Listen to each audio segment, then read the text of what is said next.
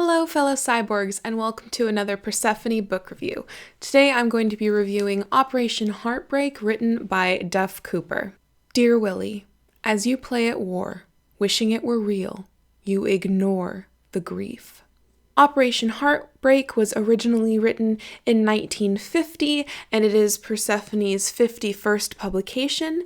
The end papers are a rayon print design of 1941 origin, and they are called Happy Landings. And written in here it says, "Never was so much owed by so many to so few," by Winston Churchill, and also Happy Landings. So unlike most Persephone book picks, this does not have an introduction, it has an afterword. And I understand why they made it an afterword. However, I think there's something you need to know up front when you read this, and I'm going to make it spoiler free. So this book is based off of a true story in that in World War II, there was a secret mission, but the soldier that did this mission is unknown, and so this work is a work of fiction imagining maybe who that soldier was and what his backstory was. Now, I think if I had known that going into this, I probably would have had a more of a soft spot for the main character, Willie, but as it was, I found him really naive and frustrating. I give this 3 out of 5 stars, which is the first not 4 out of 5 stars pick from Persephone that I have rated and reviewed so far. So this short novel chronicles the life of William Merrington from when he was born to the end of his service in the war. William Merrington has always wanted to be in the army, has always wanted to go to war and to prove himself in war, to prove his worth and valor and his usefulness to the country.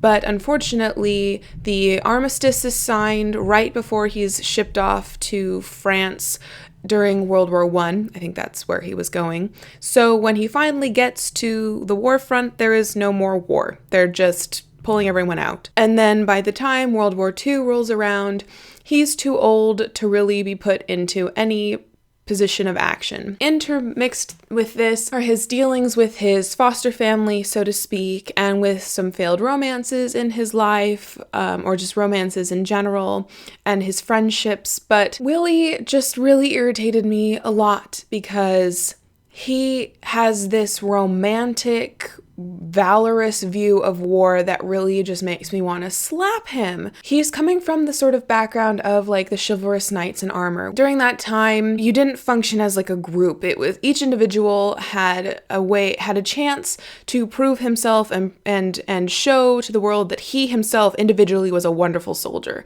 or tactician or whatever.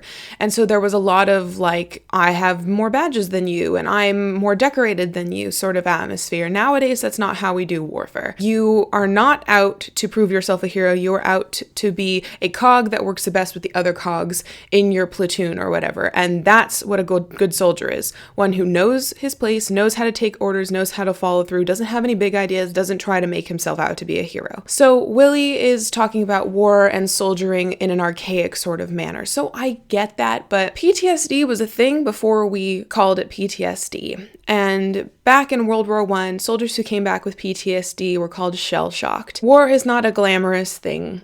War is not something to want to be involved in, to want to happen. You cannot find glory in war.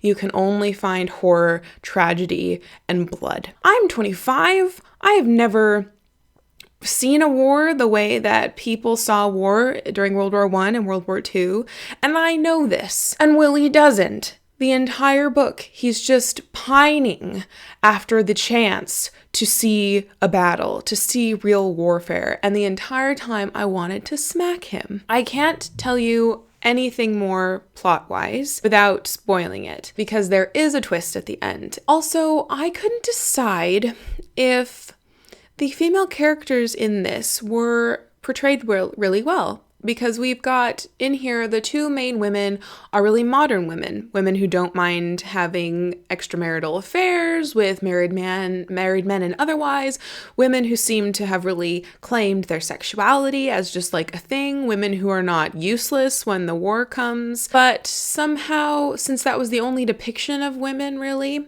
I wonder if it wasn't a really fair or good feminist depiction of women.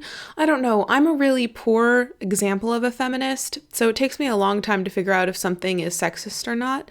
So that's a thing, though, that I noticed, and at the time I was kind of like, well, that's cool. They're not just, like, boring wet mops living in a drawing room, but I don't know really how I feel about it, so I don't know. This was also written, it's written chronologically, and it spans 40 years, and it's really short.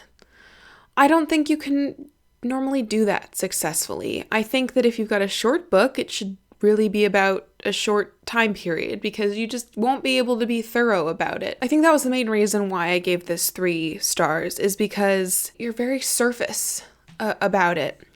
Because there's just not a lot of room. There's not a lot of time in the narrative for you to explore things deeply.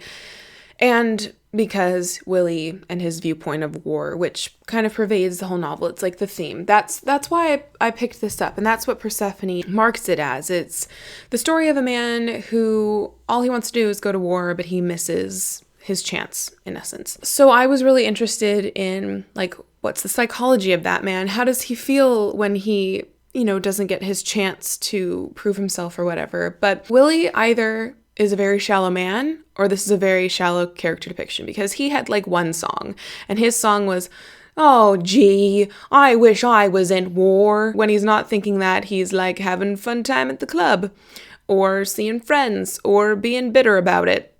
And those are the three faces of Willie.